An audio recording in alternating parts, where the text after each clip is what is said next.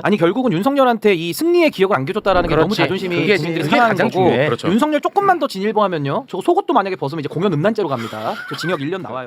2022년 대선을 앞두고 통일교에서 야 우리 현안을 어떤 사람이 좀 가장 잘 들어줄 수 있을까 이렇게 물색을 했대. 2021년부터 21년부터 물색했어. 윤석열, 이재명 이렇게 물색. 자 법원에서 발부한 체포영장 집행에 2번이나 실패를 했습니다. 이거는 법치가 그냥 무너지는 현장을 우리는 다 지켜볼 수밖에 없었습니다. 그래서 구치소 내에서의 각종 특혜는 없었는지 그리고 체포 집행에 어떤 문제가 있었던 건지를 점검하기 위해서 국회가 당연히 나서야 되겠죠. 그렇죠. 나서지 않으면 이게 문제죠. 오히려. 그렇죠. 예, 그래서 8월 26일 국회 법사위에서 현장 검증 실시 계획서 채택의 건을 의결을 거쳐서 어제 서울 구치소를 찾아서 현장 점검을 한 것입니다. 1차 집행 같은 경우에는 윤석열이 이제 그 체포 영장을 이렇게 특검이 이렇게 주니까 이걸 집어 던지고 속옷 차림으로 누워 있었다 뭐 이런 이제 보도가 나오더라고요. 저희는 이제 보도를 통해서만 보기 때문에 직접 본 분이랑 좀 다른데요. 보도상으로 알려진 내용 1차 집행 CCTV 잠깐 좀 몇 대목 짚어 주시죠. 윤석열이 이렇게 이야기를 했다고 합니다. 물리력 사용하지 마. 손 대지 마. 진술 거부할 사람들 못하러 조사하나? 당신 검사해봤어? 안 해봤잖아. 당신하고 말하고 싶지 않으니까 문 닫아 이거. 이렇게 보도상으로 나오고 있습니다. 너무 싫어. 여기 이제 1차 빤스였죠. 1차 빤스. 어떻습니까? 싱크로율이? 상당히 비슷합니다. 감사하다고 해야 되나요? 저는 진짜 아까 말씀하신 대로 안 본 눈 삽니다. 진짜. 1시간 반 정도를 이제 그걸 지켜봤는데요. 영상을 정말 참담했습니다. 그래요? 첫 번째 우리가 이제 맨 처음에 특검보가 영장 집행을 하러 갔을 때 문을 여니까 그 당시에는 영장 집행 사실을 인지를 못한 것 같습니다. 그래서 수의를 입고 제대로 입고 이제 자리에 앉아 있었어요. 그래서 영장 집행을 고지를 하고 이제 여러 가지 경고를 고지하고 영장 집행을 위해서 좀 나가 주십시오. 이러니까 이제 아까 우리 곽수산 씨가 말씀하신 그런 이제 말씀하셔서 불응을 하겠다. 그래서 계속 영장에 이제 응해달라 하다가 불응을 하니까 일단 철수를 했습니다. 철수를 하고 이제 다시 5분 내지 10분 후에 다시 문을 열었더니 이번에는 다 벗고 있는. 속옷만 이렇게 다 이제 위에 이렇게 있는 그 남자들 러닝 셔츠라고 하죠. 그리고 이제 밑에는 빤스지만 이제 덮어서 이불로 이렇게 덮어가지고 아래쪽은 이제 가려놓은 상태로 앉아 있었습니다. 그래서 이번에도 이제 영장 집행을 이제 고지를 하고 나와 주시죠. 그리고 실제로 특검이랑 교도관들이 방 안으로 들어가진 않았습니다. 바깥에서 정말 정중하게 이 집행에 응해달라 했더니 이제 똑같은 이런 박수산 씨 말씀을 이제 계속하고 본인이 이제 내 몸에 손대지 말라 이렇게 얘기했잖아요. 그리고 영장을 이제 강제로 집행을 할까봐 내 몸에 손대지 마 이러면서 이제 결국은 그대로 들어 누웠습니다. 그 자리에서 들어 누고 이제 누워서 계속 이제 얘기를 하는 거예요. 이제 손대지 마. 그러니까 이게 벗은 몸이라 손대기가 참 민망하잖아요. 그래가지고 계속 한 30분 가량 그렇게 실랑이 하다 결국은 종료. 그래서 1차 집행은 종료를 했습니다. 근데 실제로 아까 잠깐 좀 띄워주시겠습니까? 이것과 비슷하게 뭐 반말 반 뭐 존대 반 뭐 그런 식으로 얘기를 하던가요? 존댓말도 썼고요. 그리고 반말도 썼지만 그 발언하는 그 모습이 굉장히 고압적이었어요. 태도가 굉장히 고압적이군요. 그러니까 특검이나 교도관이 그에 반해서 너무나 공손했어요. 그러니까 우리가 그냥 속이 터질 정도로 너무나 공손하고 예의 바르게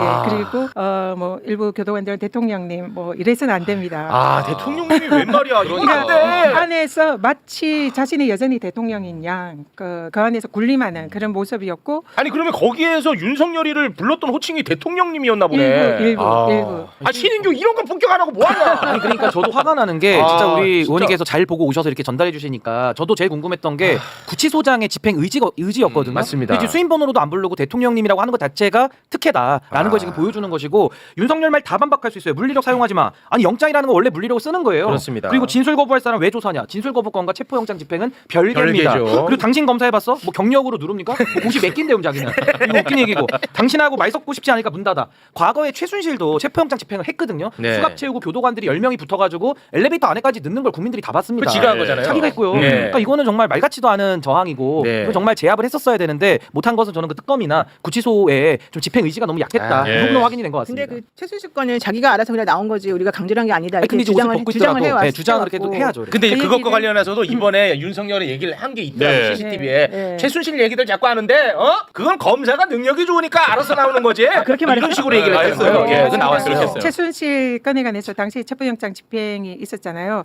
그래서 그 부분에 관해서 스스로 먼저 얘기를 방금처럼 했습니다. 그러면서 최순실 건은 발음을 똑바로 최순실을 해주세요. 자기가 여러 차례 만나서 설득하고 얘기를 다 들어주고 그래서 스스로 자진해서 나왔다. 그래서 결국은 이제 자기가 잘해서 그러니까. 스스로 나온 거지만 네. 이번 건은 그냥 자기가 거부를 하는 거니까 그거하고는 다르다. 그렇기 때문에 자기는 불응을 하는 거고 불응하는데 체포영장 집행을 하는 것은 불법이다. 그래서 이게 뭐 강제로 하려면은 다 법적 조치할 거다. 뭐 이런 식으로 계속 이제 아니 억지를 근데 쓰는 거죠. 매번 이렇게 그 강제 집행을 하는 거잖아. 네. 대한민국 이 강제 집행할 때 한번 토론을 하고 가나? 거기서 토론. 아니 최순실 거는요.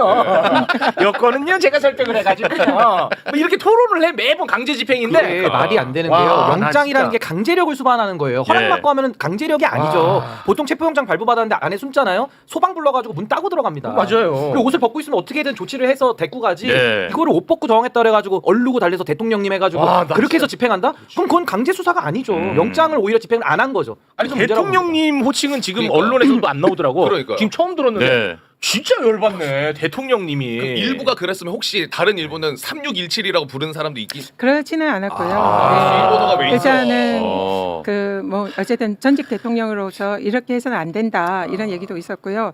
실제로 그 윤석열의 그런 고압적인 그리고 말도 안 되는 억지 그리고 말도 안 되는 법 기술 그게 이제 굉장히 고압적인 태도로 이렇게 하니까 예. 교도관들이 좀 상당히 겁을 쩔쩔매는 네. 쩔쩔매는. 사실 그런 모습이었습니다. 그 두 번째 네. 집행할 때 예, 두 번째 한번 들어갈까요? 예. 네, 알겠습니다. 두 번째 조금 급하셨군요. 저희가 이제 순서가 있다 보니까요. 아, 미안해요. 두 번째 집행할 때 처음부터 아예 그냥 빤스만 입고 있었다고 합니다. 그냥 올 건 이번에 알았던 것 같아. 한번 성공했으니까. 자, 그럼 준비를 해볼까? 이 사람은 한 번에 성공의 기억이 있으면 예. 그대로 가는 스타일입니다. 맞아요. 그래서 아예 그냥 처음부터 빤스만 입고 네. 성경책으로 추정되는 뭔가를 보고 있었다라는 이제 보도가 나오던데요. 2차 체포 집행 영장 당시 CCTV 잠깐 몇 군데 살펴볼까요? 2차 체포영장 때는 윤석열이 반스만 속옷 차림으로 아니 이거 지금 뭐 하는 거야 이거? 내가 거부하는데 이거 어떻게 집행하는 겁니까 이거? 강제로 행사 못 하게 돼 있어 이거. 자 그러자 특검팀이 네. 아유 알았으니까 옷 좀 입으세요. 아 지난번처럼 그 언론 보도 될 수 있으니까 옷 좀 입고 얘기합시다. 대통령이었던 사람이 이런 모습 이거 후보에 보기에도 안 좋습니다. 이렇게 얘기를 합니다. 이런 이제 굉장히 좀 시간이 지리하게 이렇게 이어졌나 봐요. 그렇죠. 자, 이렇게 얘기를 하니까 그제서야 아유 이거 옷좀 입고 안 하고 옷 입고 네. 이제 이동을 하게 되는 겁니다. 아니 그러면 지난번에 사실은 팬티만 입고 뭐 삼각이냐 사각이냐 이런 얘기까지 나왔던 상황이었는데 그게 그 부끄러운 기억이 있는데 이번에도 또 똑같은 전략을 써서 그렇지. 그렇게 하려고 했다는 거야. 진짜 괘씸하지. 전직 대통령이었던 사람이 네, 진짜 괘씸한 거예요. 이게. 이번에는 이제 말씀하신 대로 미리 예측을 하고 있었던 것 같습니다. 문을 딱 여니까 짜잔. 이제 단정한 자세로 앉아있었는데 옷이 이제 속옷 차림이었죠. 그리고 밑에도 이제 이불을 두르지 않고 사각 팬티 이제 모습으로 앉아 있었습니다. 근데 역시 이제 그런 실랑이가 있었고요. 그리고 뭐 이제 영장 집행을 위해서 좀 나와 주시죠. 그러니까 이번에도 특검 안에 들어가지 않고 밖에서 이제 예의 바르게 최대한 공손하게 이제 영장 집행에 응해달라 이러니까 계속 이제 저런 식으로 거부를 했죠. 그리고 내 몸에 손대지 마 나가기 싫어 진술 거부가 있는데 무슨 영장 집행이야 뭐 불법이야 이런 얘기들을 계속합니다. 그리고 검사 시절 얘기도 하고 후배들 때문에 조사에 응해줬더니 이제 나를 뭐 기소를 했고 구속을 시켰어 이런 얘기를 해요. 네. 그리고 이제 거의 또 거부를 해서 또 중단이 됩니다. 그리고 다시 이제 시작을 했는데 여전히 똑같은 상황인데 이번에 윤석열 씨가 변호사를 만나야 되겠어. 그래서 그때가 한 8시 30분 전후였습니다. 변호사 접견은 9시에 예정이 되어 있었고요. 그래서 변호사를 만나야 되겠다 하면서 자진해서 옷을 입더라고요. 아, 그 변호사 만나려고. 네네. 변호사 아. 만나려고 이제 옷을 입고 밖으로 나왔습니다. 그래서 밖으로 나왔어. 근데 이제 교도관들과 특검 쪽은 호송차로 그대로 태우고 싶은 속마음이 아, 있었지 네, 않습니까? 네, 네. 그러니까 밖에 어. 호송차가 대기가 돼 있는 걸 보고는 멈춰서 길거리에서 변호사 불러줘, 변호사 불러줘. 계속 변호사를 찾습니다. 길거리에서 계속 소리를 지르고 변호사를 불러달라고 이러니까 출장과장이 자기 방에 가서 여기서 이러시면 안 된다. 집무실로. 그래서 변호사를 부를 테니까 그쪽으로 가서 얘기를 하죠. 하고 출장과장실로 들어갔습니다. 그렇게 된 거예요. 네. 그래서 변호사가 밖에 대기해 있던 변호사가 9시부터 변호인 접견이 예정이 되어 있었는데 그 전에 출장과장실로 3명이 들어옵니다. 김홍일 변호사와 나머지 2명의 변호사. 그래서 그 자리에 제일 바깥쪽 창가 쪽에 윤석열 그리고 3명의 변호사가 앞에 나란히 앉고요. 그다음에 교도관이나 특검 검사는 이제 서 있고 그런 형식으로 이제 대화가 시작이 됐습니다.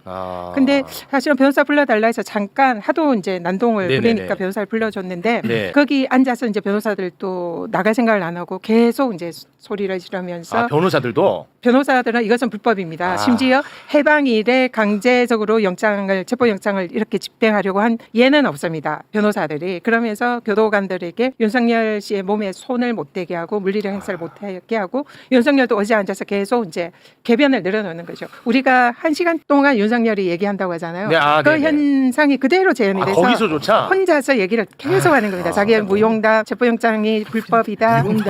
진술 거부권 행사할 건데 왜 이렇게 하냐? 그러면 옆에서 변호사들이 거기에 이제 같이 똑같이 이건 불법이고 문제가 있고 이러니까 교도관들이 손을 못 쓰는 거예요. 와 진짜 열받네. 그러고 있을 때 이제 특검부가 전화로 그러니까 그걸 이제 지켜보고 있다가 교도관에게 지시를 합니다.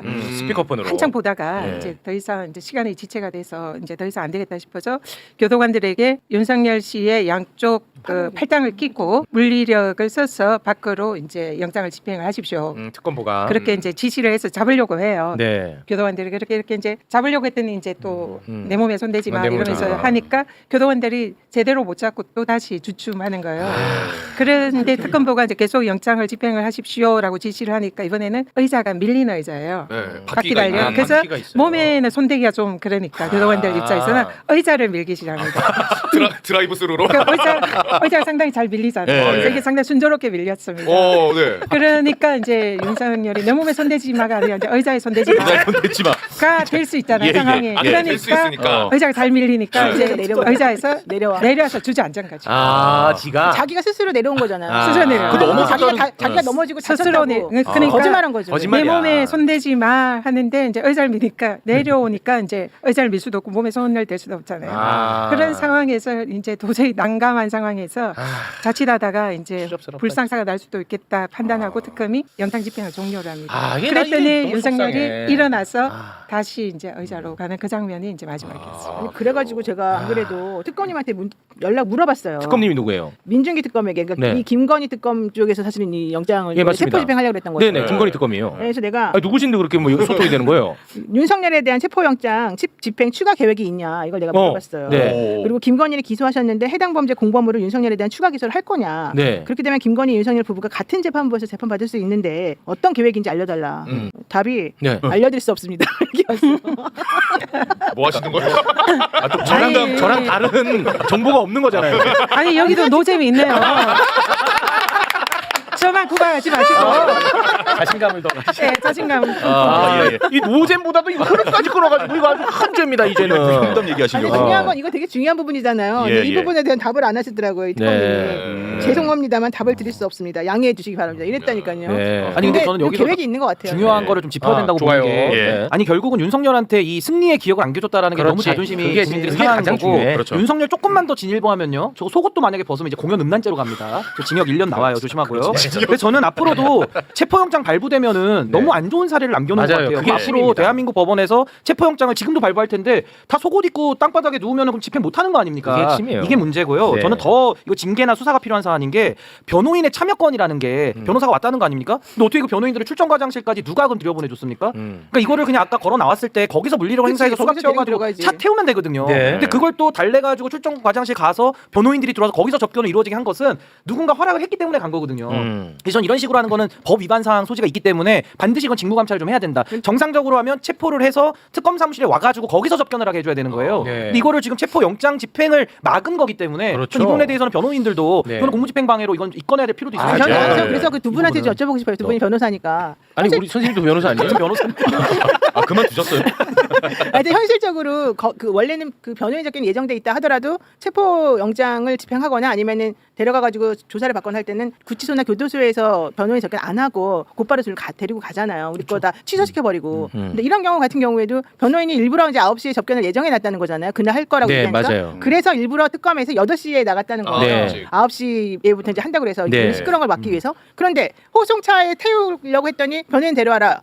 그 말을 들어줄 필요가 없는 거잖아요. 그렇지. 그 말을 왜 들어주냐. 그렇지. 그건 어떻게 네, 된 그 거예요? 부분에 대해서 우리 법사위 의원들이 질의를 많이 네. 했고요. 근데 영상을 보니까 길에서 그런 식으로 하고 또 본인의 몸에 손대지 마라 이러고 이러면은 이제 문제 삼겠다, 법적 조치하겠다 이러는 상황에서 교도관들이 사실상 얼어붙었습니다. 이걸 이제 하지를 못하고요. 그리고 계속 그러니까 일단은 특검이 변호인을 일단 만나게 해줘야 되겠다. 이런 아니, 그러니까 이게 생각을 뭐냐면, 이상한데. 그러니까 예를 들어서 교도관도 그렇고 네. 특검 팀도 그렇고 이걸 지휘하는 사람이 야 내가 책임진다. 그래야죠. 야 그냥 해. 그렇죠. 예. 나는 이게 없으니까 그 사람들이 뭘 아무것도 그치. 못하는 거야. 오히려 여기서- 안 하면 이건 직무유기다. 안 그렇지. 하면 처벌한다. 그렇게 직무유기. 이렇게 아니 해서 해야 여기서 되는데 우리 문제 안 한 거예요. 시발점은 문동재 특검보가 그날 안 갔다는 게 안 더 간 게 문제예요. 굉장히 중요하죠. 원래 그 첫 번째 갔었잖아요. 예, 근데 갔었죠. 두 번째는 왜 안 갔대요? 왜 안 갔는지 모르겠는데 어쨌든 특검의 체포영장 집행에 있어서 좀 강력한 의지가 부족하지 않았나 네. 이 부분은 좀 공감을 하고요. 근데 이제 교도관들이 주눅이 들고 좀 쩔쩔맸다 이런 인상이 확실히 있는 것 같습니다. 그리고 출정 과정이 이제 말씀하신 대로 변호인이 이제 잠깐 들어오게 해서 만나게 하고 안정을 시키고 난 이후에 변호인을 태그를 요청을 했거든요. 네네네. 공방에서 그러니까 수차례 태그를 요청했습니다. 근데 안 나가요. 변호인들이 나가지 않고 계속 이제 그 자리에 있었던 거예요. 그때 그럼 바로 가둬버려야지. 퇴거 불응죄인데 태거 불응에 불응죄. 해당하죠. 이건 퇴거 네, 불응죄잖아. 네, 그래서 그런 사실상의 이제 공무집행 방해에 준하는 그런 변호인들의 태도도 문제였다 이렇게 봅니다. 예, 알겠습니다. 자, 근데 이거 CCTV 보러 갈 때 네. 국민의힘 의원도 같이 가기로 했었는데 갑자기 그 캔슬했잖아요. 맞아 안 갔어요. 갑자기 네. 기억나시죠? 네. 근데 이제 와서는 또 네. 신동욱 의원이 이 CCTV 전 국민에게 공개해라. 뭐가 그렇게 두려워서 공개를 못하냐? 자기는 안 가라고. 이제 와서 또 이러고 있어 국민의힘. 아 미치겠어 난 진짜. 왜 이러는 거야? 가자고 할 땐 안 가더니 이제 와서는 아이고 민주당 니네들 뭐가 그렇게 두려워서 국민들한테 공개 안 하냐 하는데 국민들에게 공개하는 절차는 어떻게 되는 겁니까? 일단 그 신동욱 의원이 얘기한 건 좀 잘못됐다 생각하고요. 왜냐하면 상임위 의결을 통해서 법사위 의원들이 전대로 가서 거기서 법사위가 열리는 겁니다. 구치소에서 법사위가 열린 거라 구치소에서. 국민의힘이 당연히 와야 되는데 아. 자기들이 오지 않았거든요. 법사위 출석을 안 한 겁니다. 예. 그리고 신동욱 의원 주장이 민주당 의원들만 열람을 하고 자기들한테 유리한 그런 것만 발췌를 해서 얘기를 하고 있다. 근데 그러려면 그걸 막으려면 자기들이 가서 같이 봤어야죠. 그렇죠. 예. 그걸 보지도 않은 채 이제 민주당 의원이 유리한 걸 얘기하는지 전체 다 얘기하는지 알 수가 없잖아요. 근데 그런 이유로 이제 마치 공개하는 게 낫다 이러는데 공개를 하려면 할 수는 있습니다. 민주당 이제 의원들이 상당수가 공개를 지금 요구를 하고 있고 지도부도 공개를 하라는 이런 입장이 많고요. 법사위도 상당수가 공개하자 이런 이제 주장도 있습니다. 아, 그래요? 근데 이제 공개를 저희들이 하지 않은 것은 이걸로 인해서 초래될 많은 국민들이 진짜 안 본 눈 삽니다. 이렇게 하면 정말 참담하지 않습니까? 부끄럽고 그리고 국격 손상도 있는 거죠. 그런 부분 때문에 우리가 이제 나라 망신될 수도 있으니까 이건 좀 자제하자 이러는 건데 안 보여주기로 결정. 만약에 공개를 하려면 네. 지금 아직도 이제 여전히 좀 논의 논의 중이니까 중인가 보네. 근데 법사위에서 의결을 다시 해서 네. 자료를 요구를 할 수 있습니다. 지난번에 열람을 요구한 거고요. 이거는 자료 제출 요구를 하면 제출을 요구해. CCTV 이제 영상 자체를 법사위에서 국회가 받아. 받을 수가 있고요. 네. 그걸 받으면은 법사위 상임위에서 그걸 이제 틀면 법사위 차원에서 의정 활동으로 하기 때문에 이거는 면책 특권이 적용이 됩니다. 그렇기 때문에 뭐 국힘에서 뭐 변호인 측에서 주장하는 여러 가지 법률적인 문제는 이제 없는 거고요. 네. 그래서 그런 절차를 통해서 공개는 가능합니다만 지금 네. 아직은 친중히 예. 검토하는 단계입니다. 근데 저도 이게 한번 생각을 해봤어요. 나는 어떤 입장인가? 나는 보기 싫은데 보고 싶은. 다 그래. 다 그래? 정말 어려워. 이게 참 내가 이게 좀 그래 좀.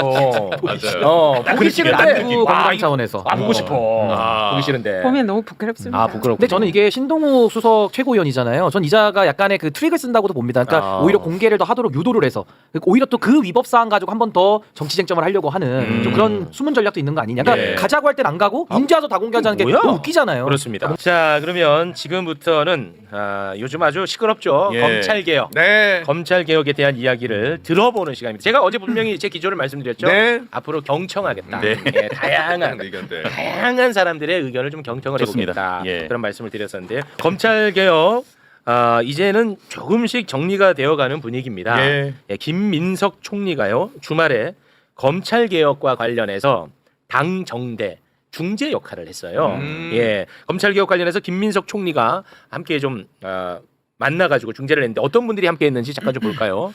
자, 김민석 총리 그리고 민주당의 정청래 대표, 법사위원장인 추미애 법사위원장, 정성호 장관, 윤호중 행안부 장관, 그리고 우상호 정무수석과 윤창열 국무조정실장. 그렇습니다. 네. 이렇게 이제 모여서 검찰 개혁에 대한 논의를 했는데요. 이 논의 끝에 김민석 총리는 중수청을 이게 이제 또 이슈였잖아요. 네, 중수청을 행안부 밑에 두는 것으로 이재명 대통령에게 건의를 했다라는 이제 보도까지 나왔습니다. 예. 자, 지금까지의 상황만 저는 전달을 하고 지금부터는 경청을 한번 해볼까 합니다. 네. 우리 한동수 변호사님이 생각하는 검찰 개혁안 그리고 뭐 어떤 생각이라도 괜찮습니다. 자유롭게 좀 말씀 뭐 부탁드리겠습니다. 현재 요 시기에서 제1의 당면 과제는 그 중대범죄수사청을 행정안전부 소속으로 둔다라는 정부조직법 그 부분을 그 소속에 관한 문제가 쟁점이 됐고 일부 이제 민주당 내에서 그걸 그 법무부로 두고자 하는 그런 의견들이 있었던 것 같고요. 네네. 그래서 그 지난주에 뭐 공청회 뭐를 통해서 일련의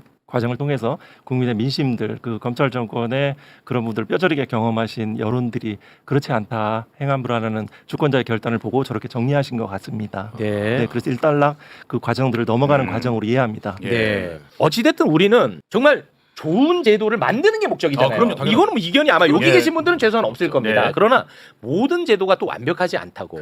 예, 그래서 지금 우리가 생각해낼 수 있는 범위 안에서는 좀 보완을 해나가면서 제도를 만들어가면 더 좋잖아요. 네, 맞습니다. 근데 만약에 중수청을 행안부 밑에다가 두면 이 중수청은 어떻게 견제할 것이냐라는 이야기들이 좀 많이 있더라고요. 왜냐하면 그건 행안부 장관이 중수청을 지휘할 수 있는 권한을 갖고 있는 것도 아니고 하기 때문에 그 부분은 어떻게 해야 되나요? 지금 현재 그 뭐 제가 말씀드리고 싶은 거는 국회 의안정보 시스템에 가면 각 중수청법, 공수청법 또 그 법사위 전문위원회 그 검토 보고서가 있습니다. 그리고 현재 형사법 내에서도 보면 본래 경찰이 국수본에 그 하고 그 다음에 뭐 이른바 이제 중대범죄에 대해서 중수청으로 권한이 분산되는 구조가 돼 있고요. 네네네. 또 영장 청구 권을 검사가 독점하고 있으니까요. 그렇죠. 영장 신청 아무리 해도 꺾어버리면 그렇지. 수사가 진행이 안 되거든요. 그렇습니다. 그런 구조가 있고 뭐 그냥 현행 형사소송법 규정으로 보더라도 검사가 불송치를 하면 또 그걸 거기에 대해서 재수사 요청을 또 검사가 하고 그걸 일단 기록은 다 가거든요. 네. 실질적으로는 뭐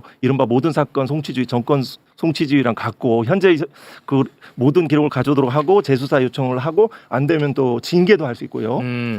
그리고 마찬가지로 또 뭐 보안 수사 요구도 또 현재 제도만으로 네. 원래 법에 원칙적으로 보안 수사 요구를 하도록 되어 있는데 그 한동훈이 뭐 시행령 검수원복 시행령을 통해서 그 원칙을 바꿔놨죠. 그렇습니다. 모두 다 직접 그 보안 수사가 원칙인 것으로 위법한 그 시행령을 그 시행을 했고요. 그래서 모든 수사를 거의 다 하다시피 그렇죠. 했었죠. 현재도 뭐 안 되면은 다시 이렇게 하라고 하고 안 따르면 징계하고 다시 사건 가져라고 할 수 있거든요. 네. 검사가 제대로 안 한 것이거든요. 네. 이런 제도들을 보면 현재 그 경찰에 대한 그 국민들께서 우려하시는 그런 부작용들은 제도로서도 네, 현재 가능하다. 제도로 하고 플러스 이제 일정 정도 그 암장이라고 표현을 하시던데요. 사건을 경찰단에서 덮는 경우. 네, 그거는 기본적으로 좀 뭐 법조인들의 시각이거든요. 저는 그렇게 이해를 해요. 저는 이제 검찰 개혁에 대해서 다 방향은 우리가 같은데 이제 네. 가는 길이 좀 다르다고 저는 생각을 해요. 그런 생각을 많이 지금 다시는 꺼내야지. 윤석열 한동훈이 나오면 되겠습니까? 그 나라 거덜나는 일이니까 저는 이제 그걸 막자는 취지로 네. 설명을 이해해 주시면 좋겠고요.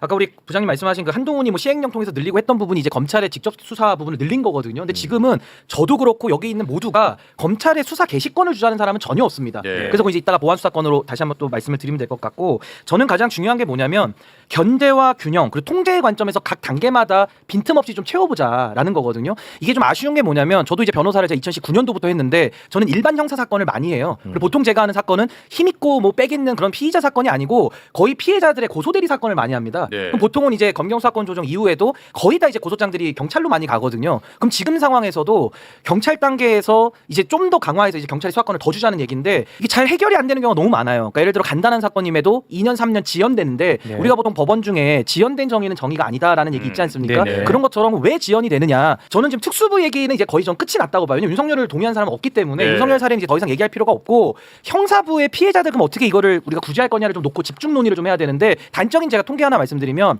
지금요 재경 지역에 있는 형사부 검사들 있잖아요. 사건 몇 개 갖고 있는지 한번 통계를 전 다 내봤으면 좋겠어요. 이게 과거에 검사들이 형사부에서는 감독관의 지위에서 경찰 수사를 지휘 감독을 좀 했었기 때문에 사건이 처리가 좀 빨리빨리 되는 경향이 있었어요. 형사부에서. 지금은요.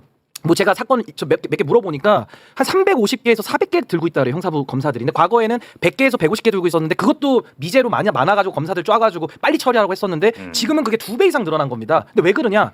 검사들은 보안 요구를 하죠. 그럼 보안 요구를 하면 경찰에서 뭐 검사가 요구를 부실하게 했든 아니면 경찰이 일이 많아서 뭉갰든 간에 그건 또 감찰의 영역입니다만은 해결이 안 되는 거예요. 사건 자체가. 그래서 저도 이게 자꾸 윤석열이라는 그 괴물을 놓고 우리가 얘기를 하기 시작하면 그건 특수부 얘기를 좀 해야 되고요. 지금 제가 얘기하거나 많은 분들이 걱정하시는 부분은 우리가 다 피해자가 될 수도 있기 때문에 피해자가 됐을 때 어떻게 그럼 사건 처리를 빨리빨리 좀 해나갈 수 있겠느냐. 그래서 저는 아쉬운 것이 과거에 문재인 정부에서 있었던 1차 검경 개혁안이 사실은 특수부가 문제인데 특수부는 윤석열 당시 검찰총장 시절이었기 때문에 공수처나 만들고 그냥 퉁쳐버렸어요. 그러면서 내준 게 형사 분야를 경찰 쪽에 행안부 쪽에 넘겨준 게 사실은 전 1차 개혁안의 전 흠이라고 보는 거거든요. 그렇다면 지금 우리가 와서 그걸 바로잡는다고 할 때 그럼 어떻게 더 정교하게 만들 수 있겠느냐 이 부분이 있고요. 그래서 저는 수사 독점에 대해서는 검사들에게 개시권 말고 일부 저는 직접 보안 수사권이 일부 있어야 된다라는 걸 누누이 말씀드리는 거고 기소에 있어서도 지금 기소 독점이 해결이 안 되거든요. 공소청으로 갔는데 검사가 또 덮으면 어떻게 할 겁니까? 그래서 저는 잠깐만, 내가 너무 용기 내서 하는 건데 왜냐면 길면은 길어서 또 정리가 안 되니까 하는 거지. 이 틀만 아니야. 핵심은 지연 수사에 대한 부분을 이제 지적을 수사 하셨잖아요. 독점과 기소 독점을 다 방어를 해야 된다. 막아야 된다. 이 얘기 말씀을 그렇습니다. 드리는 겁니다. 이 틀만 아닙니다, 여러분. 이건 왜냐면 뚫려 있습니다. 일부러 오히려 더 이해를 또 높이기 위해서 그런 거고. 끊어가는 게 더 이해가 그렇습니다. 자, 이게 지금 사건이 너무 적체 현상이 심각해 갖고 오히려 일반 국민들에게 피해가 심각하다. 이런 것들에 대해서는 반드시 좀 관련해서 하나만 관련된 거 관련해서 하나는 아까 이제 부장님께서도 검사들 징계 요구권이 있다 하셨잖아요. 근데 징계 요구권은 결국 검사가 경찰한테 징계를 해달라고 부탁하고 결국 징계는 경찰에서 하는 거예요. 그러니까 이 부분도 좀 실효적이진 않다라는 말씀도 드립니다. 저는 뭐 검찰 개혁의 진정한 그 취지들을 아주 뭐 좋은 취지로 하겠지만 제가 보기에는 깊게 이해는 못 하시는 것 같아서 좀 아쉽긴 합니다. 저는 뭐 일선 사건에서 그러니까 부장님만큼은 제가 전문성이 없더라도 일선 사건 해결하는 거에 제가 좀 얘기할게요. 부장님 일단 9월 25일 날 국회 본회의를 통과하는 것은 이제 조직법적인 관점이거든요. 맞습니다. 지금 보안 수사 요구권, 그 중수청 법안, 공수처 법안, 뭐 검찰청 폐지 법안 어디를 들어봐도 보안 수사 얘기는 없어요. 지금은 굳이 얘기 안 해도 사실은 돼요. 거의 나중에 형사법 개정할 때 하면 되고. 이번엔 정부 조직법. 정부 조직법에서 다만 제가 말씀드리고 싶은 거는 지금 중수청 법안하고 공수처 법안에 보면 지금 국수위 관련해서 그 이의 신청을 국수위의 소관 업무로 봐서 이 부분만 조금 좀 보완을 하거나 과감하게 이제 국수위 업무들을 좀 이렇게 덜어내는 방식으로 하면 굳이 중수처법과 공수처법 자체는 지금 제기하신 되게 합리적인 또 보안 직접 그 보안 수사에 관한 이야기는 그 추후로 좀 실질적으로 좀 더 논의를 하고 9월 25일에 그 중수청법과 공수처법은 그 통과가 가능하지 않나 그 정도의 그 일정과 그 법사위원들이 조금 더 내주셨으면 하는 것들이 그냥 국민의 한 마음입니다. 안 그러면 우리는 행안부 소속으로 중수청을 둔다. 그리고 검찰청을 공수청으로 바꾸고 거기에 그 검사를 뭐 공소관 뭐 이런 식으로 이름을 바꾸거나 검찰 이런 식의 어떤 내용만 보게 되거든요. 그 실질적인 내용까지 담아낼 수 있으면 좋겠다 이런 생각을 좀 갖습니다. 그리고 보안 수사도 수사거든요. 그럼 직접 보안 수사를 하기 위해서 그 검찰청의 그 수사 부서와 수사 인력이 남게 됩니다. 그렇긴 하죠. 뭐 서초동에 있는 변호사들은 지금 말씀하신 그 경찰 전관, 경찰의 피해들에 대해서 많이 말씀하시는 것도 익히 알고 있고요. 또 이런 부분들을 어떻게 또 해야 하는 부분들은 그 조직법엔 통과한 이후에 얼마든지 또 논의는 가능할 것 같습니다. 다만 그 우리가 이제 김영삼 대통령에 대해서 이렇게 기득권의 세력이 강구할 때는 그 신속하게 그런 분들 지금 이제 입법자의 입법 정책이라고도 하고 주권자의 결단 사항인데 지금 나오신 이야기들 다 했었거든요. 제가 7월부터 또 말씀을 드렸고 또 기존에도 다 보안 수사 신중론, 속도 조정론 다 나왔던 얘기거든요. 경찰의 지휘 통제 또 다시 논의를 복잡하게 이런 부분들보다는 조금 더 힘이 뭉쳐 있을 때 좀 신속하게 또 이렇게 진행하는 것들이 필요하지 않을까라는 생각이 듭니다. 자, 그만큼 우리가 가보지 않은 길 이거 워낙 중요한 이슈니까 지금 이게 얼마나 첨예하냐.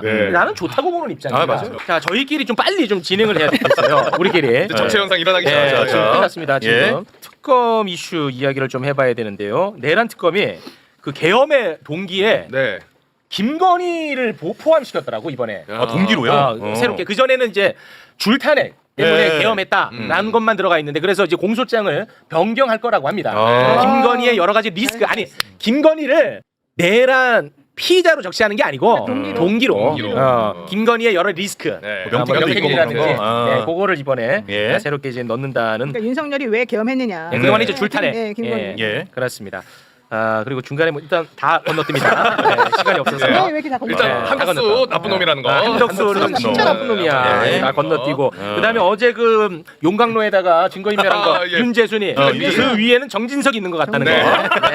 그 정도로만 갑니다. 속성으로. 그 위에 정진석이 있는 것 같고 정진석이는 이제 출국 금지됐다는 사실만 통보를 좀 하도록 하겠습니다. 통일교 이슈만 좀 잠깐 좀 다뤄보도록 하겠습니다. 김건희 특검이 통일교 관련한 수사를 하고 있는데 야 이거 수사가 아주 잘 되고 있는 것 같습니다. 이게 재밌다는 표현이 좀 그렇긴 한데 2022년 대선을 앞두고 통일교에서 한학딱 총재가 야 우리 현안을 어떤 사람이 좀 가장 잘 들어줄 수 있을까 이렇게 물색을 했대.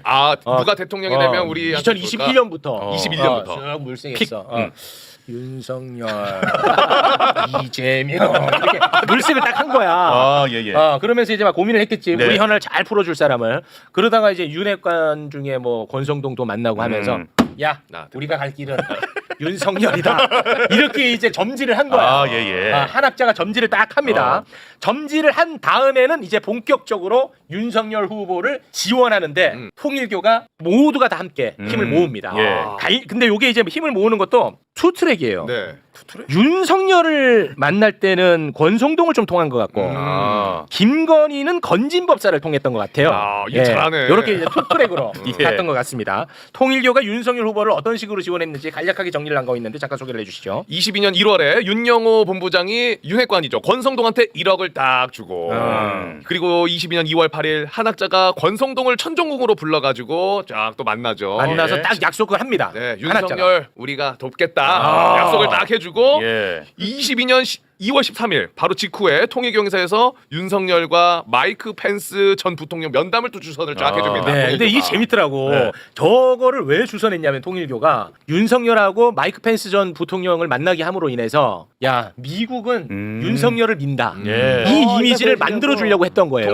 통일교가 7억 태워가지고. 그리고 실제로 만났고 그 이미지 10분 활용을 했고 그리고 거기에 힘입어서 윤석열이가 6글자를 페북에다 떡하니 올려버립니다. 이게 또 펜코 젊은이들 있지. 열광하고 야 6글자면 돼. 이렇게 쉬운 정치가 어딨어. 한미동맹 강화. 펜코 열광하는 거야. 펜코가 그림을 통일교가 짜주네. 이렇게 했더라고. 자 이렇게 해갖고 어찌됐든 간에 윤석열 당선됐죠. 당선되니까 이제 통일교는 윤석열을 잘 부술려가지고 이제 뽑아먹어야 될 거 아니겠습니까? 그렇죠. 네. 그래가지고 이제 당선된 다음 2022년 3월 22일에 권성동이한테 쇼핑백 주고 윤석열 만나게 해주고 이제 뭐 그렇게 하는 거야. 쭉쭉쭉쭉 이어지는 건데 오늘 꼭 하고 싶은 말은 바로 이겁니다. 2023년 3월에 국민의힘 전당대회가 있었는데 권성동 밀려고 했잖아요. 근데 안 나갔죠 권성동이. 안 나갔잖아. 근데 권성동을 밀어주기 위해 가지고 통일교 사람들 막 가입시켰잖아. 그거를 누가 했느냐? 김건희야. 김건희를 통해서 윤영호에게 요청을 했더라고. 2022년 11월에. 다 했네. 다 김건희야. 22년 11월에 김건희가 김건희야. 됐죠? 요거는 꼭 머릿속에 담아두시면 좋을 것 같습니다. 자, 높은 분이 계속 기다려갔고요. 이제 그만해야 될 것 같고요. 우리 높은 분과 정치 이슈 다뤄봐야 될 것 같습니다. 자, 요거 하나 좀 여쭤보겠습니다. 저는 국민의힘이 가장 나쁜 것 중에 하나가 자신들이 뭘 잘못합니다.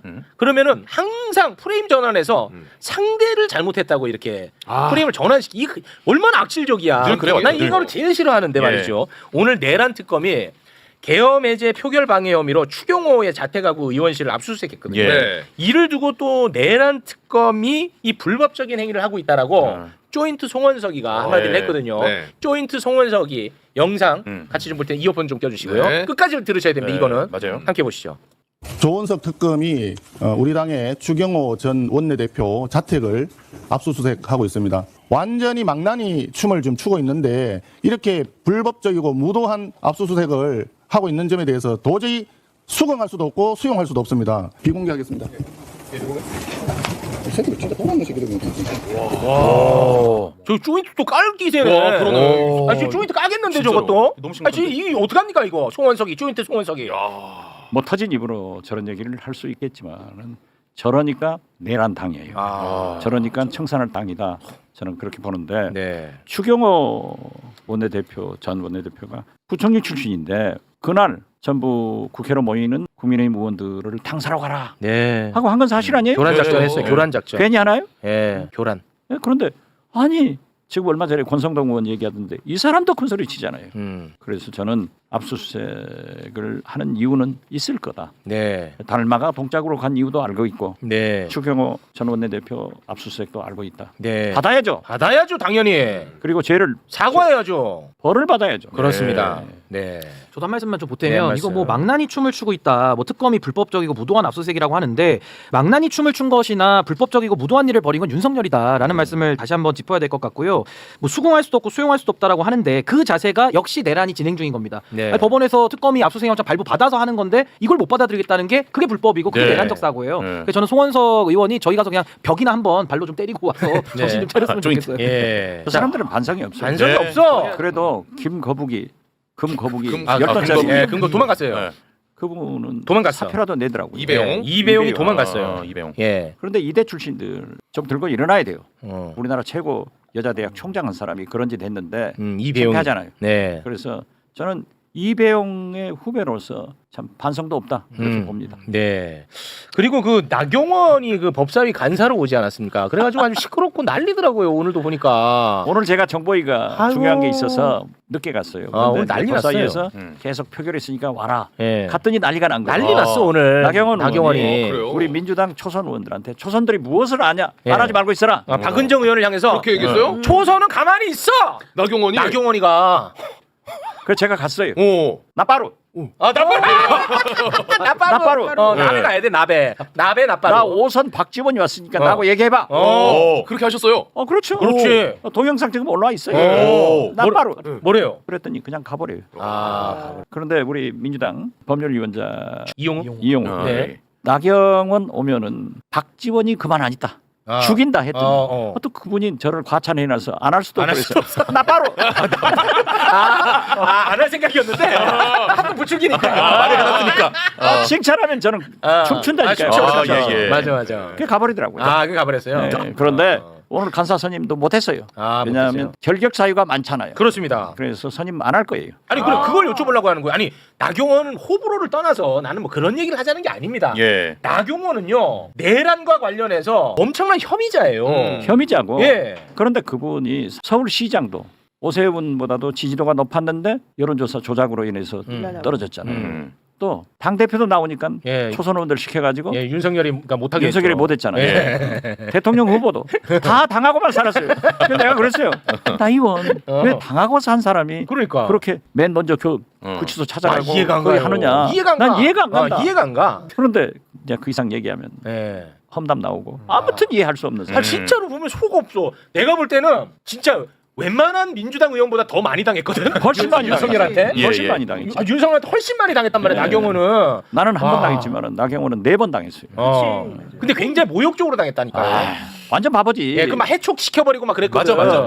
그러니까 초선 의원들이 연판장 돌려버리고. 얼마나 그 모욕적이에요. 네. 그리고 여론조사에 자기가 앞섰는데 오세훈을 내 시켜버리고 그렇습니다. 조작해가지고. 그러니까 화날만 한데 속 없어. 무엇이 좋아서 윤석열을 그렇게 따라다니는지 네. 결국 당대표도 못 나오잖아요. 그 사람한테 끌리는 전환길한테 잘 보여야 다음 공천 받지.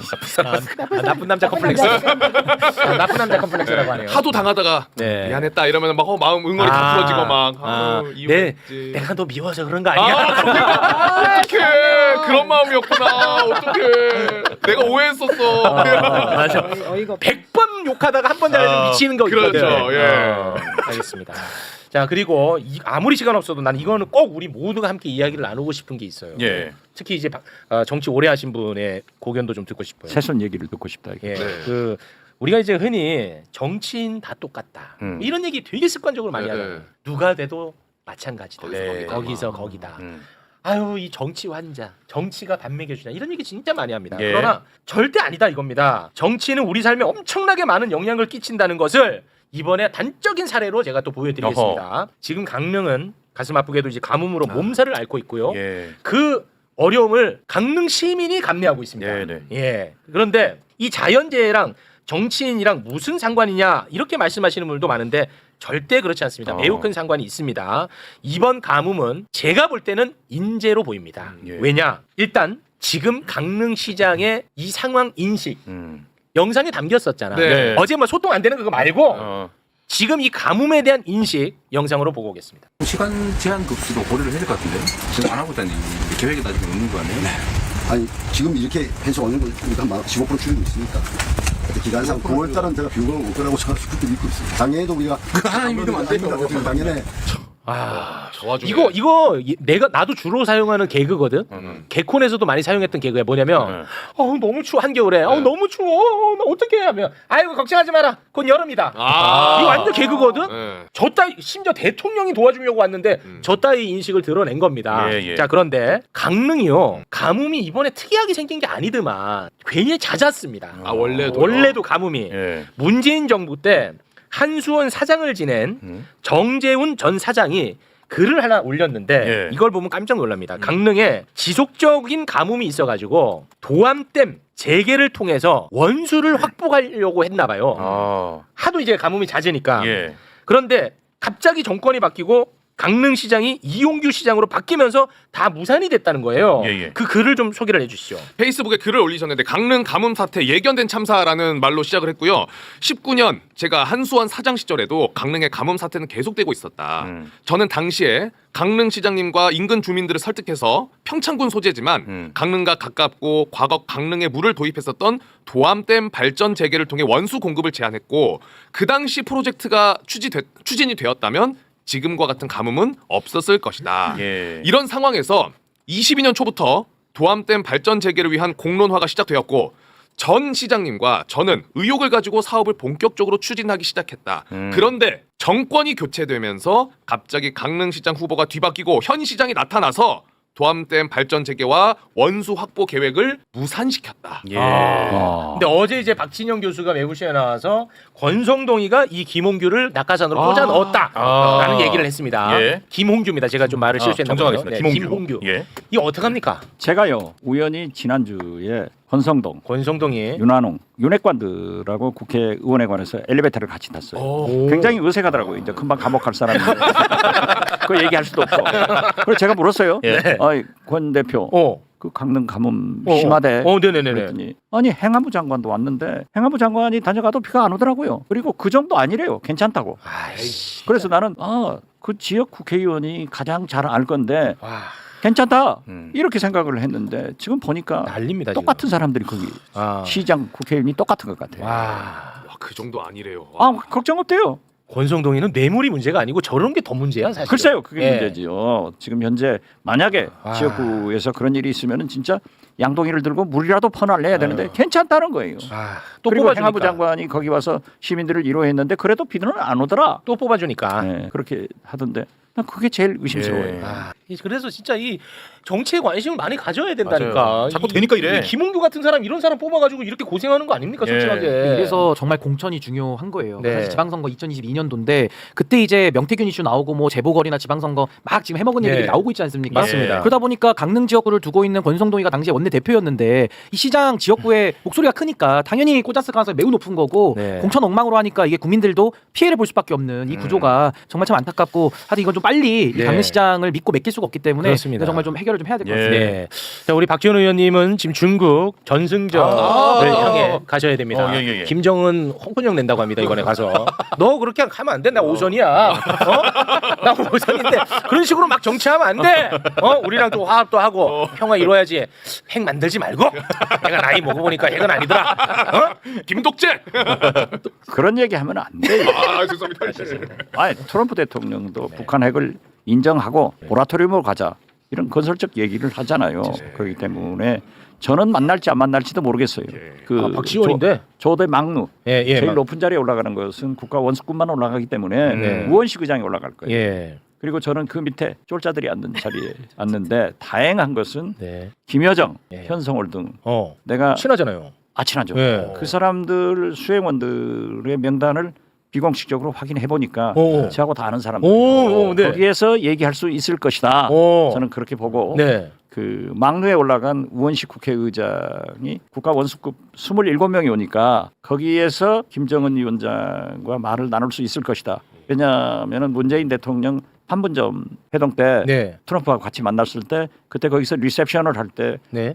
우원식 의장이 거기 오셔서 김정은 위원장하고 술을 한 잔 먹었어요. 아, 그래요? 저도 그 자리에 있었습니다만은 어. 저는 수차례 만났으니까 그 막루에는 못 올라가지만은 밑에 쫄자들이 앉는 그 자리에 앉으니까 쫄자들끼리 만나면 한번 물어보려고 그래요. 그래서 이재명 대통령이 이렇게 호의를 가지고 대화를 하려고 하니까 응해라. 그렇지. 그리고 그래 이 기회야. 트럼프 대통령도 같이 하자고. 그렇지. 그러니까 가급적 네. 경주 에이펙에 그렇지 와라. 당신 너희 오빠가 응. 오면은 다자외교 이번에 데뷔하는데 진짜 경주는 서방 세계의 정상들이 다 오기 때문에 최고의 각광을 받는다. 네. 여기 와라. 네. 그러든지 안 그러면은 문재인식으로 판문점에서 이재명, 트럼프, 김정은 그렇죠. 3자 회동을 하는 그렇습니다. 잘 안 될 거예요. 아, 그렇지만은 이런 얘기를 계속하면은 움직일 수 있다. 아. 저는 그렇게 봐서 이제 그러고 혹시 네. 김정은 이설주 여사가 리셉션에 오면은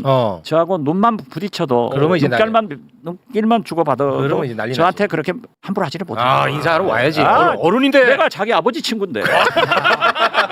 아니 북한은요. 아니, 북한은 자기 선대 그럼. 김일성, 김정일하고 가까운 사람들한테는 깍듯하게 예우해요. 아, 그렇습니다. 그리고 저를 만났을 때 또 저랑 걸었을 때 평양에서 술 한잔 했을 때 저랑 나눈 얘기가 있기 때문에 그렇습니다. 절대 무시는 못할 거다. 네. 그러나 우리 이번 우원식 국회의장이 가시니까 그분이 한번 만나서 얘기를 했으면 좋은데 아직 그렇게 공식적으로 비공식적으로 합의된 건 없다. 네. 그렇지만은 같이 만나는 것 자체가 진일보한 것이다. 저는 그렇게 봐요. 그 김여정 부부장은 만날 가능성이 높아 보이니까. 아니 그러니까 거기는 쫄자니까 우리랑 같이 앉지. 그 김여정 부부장한테 그 말 좀 너무 세게 하지 말라고 한마디 해주세요. 그것은 자기들도 먹고 살라고 하는 그건 거예요. 좀 그들의 아닌 것 인민들은. 같아. 그렇지만은 조금 심한 얘기를 하지만은 선은 안 넘어요. 안 넘어요? 네, 선은 안 넘고 있어요. 그러니까 말 좀 이쁘게 좀 좋게 보자.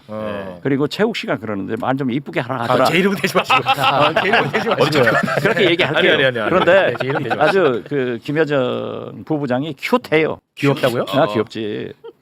저하고 이제 많은 얘기를 해봤고 그리고 이제 그 현성월. 현성월도 거기는 화통하고. 현성월은 화통해요. 그 위에 지금 언론에서 김주혜 딸이 올 것이다. 안 와요. 안 와요, 딸은? 제가 알고 있기로는 안 와요. 그리고 딸이 김여정 위로 올라선 것 같더라고요. 보니까. 그렇죠. 그렇지만은 제가 볼 때는 김정은, 김여정 그 나이에 스위스에 가서 유학하고 있었잖아요.